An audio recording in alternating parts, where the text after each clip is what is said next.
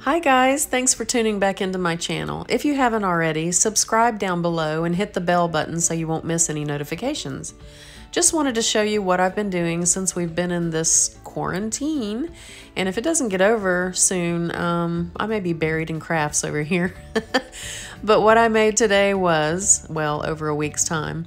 It's a 10-foot tall, 6-foot wide silk cherry blossom tree, and the tree itself is made out of paper mache. It's really cool. It's stunning in person. The pictures don't even really do it justice, but I hope you enjoy the video. Okay, first step in the creative process was a 4x4 post, 8 foot tall, secured to a 12-inch by 12-inch piece of plywood. Now I did not secure that in the middle of the plywood because I wanted it to be snugged against the wall. So we did hook it to the back of the plywood, and that was done from the bottom of the plywood with a couple of screws. You can see there how snug it does right against the wall.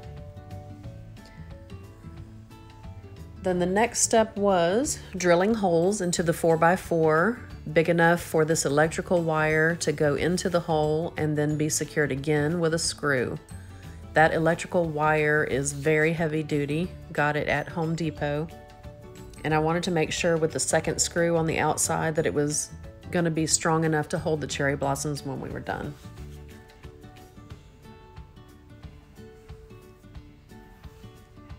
I think I attached 7 or 8 limbs, I can't remember exactly, but this is the beginning of the paper mache process. Big balls of newspaper attached to it with masking tape, round and round, took a ton. I kept trying to shape and form the size of the tree and the trunks, and then I went out also on the arms of each limb with paper and masking tape. At one point I did run out of masking tape. That's why you see the blue painter's tape, because you know we are in quarantine.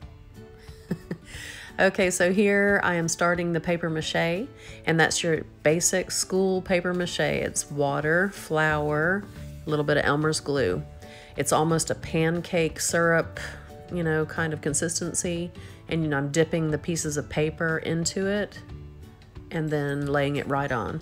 So once this portion is done, it takes about 24 hours for all of that to dry because it's very wet with paper mache.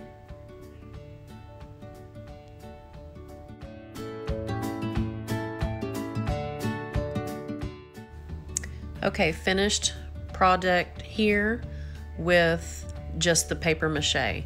Next, I'm gonna move on for extra strength and put on a clay paper mache. I'll put the recipe down below, but it's basically flour, joint compound, Elmer's glue, and toilet paper soaked in water so that the fibers come apart, because when this clay dries, it is extremely hard, almost like a resin. So I wanted to make sure that I had strength in the limbs to be able to hold the cherry blossoms. Then I took it outside and I spray painted it. When I brought it back through the door, I did break an arm, so I had to do a little patch job, repair job there. And there it is, all finished and ready to go, ready for cherry blossoms.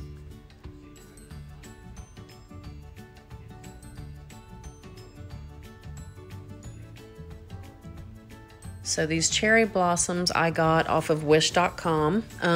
They are a cheap place to buy silks. Now they are not high quality silks, but they're perfect for what I was making. So what I'm doing here is just hot gluing. I'm hot gluing and arranging and just putting each of the cherry blossom stems on. And it was kind of a long process because the hot glue didn't want to adhere to the paper mache so great, so I had to find little nooks and crannies where I could make the glue stick.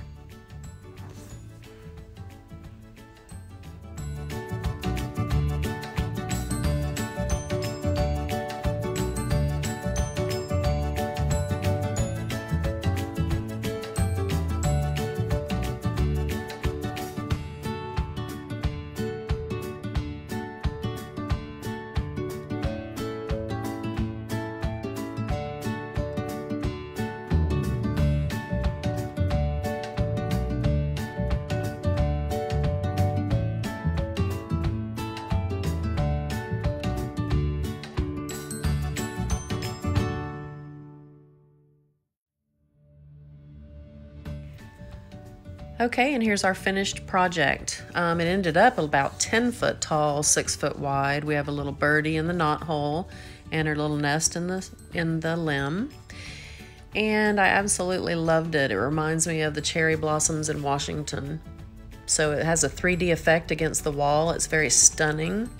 And if you loved this video, please give us a thumbs up and don't forget to subscribe. Thank you so much for watching and all your support.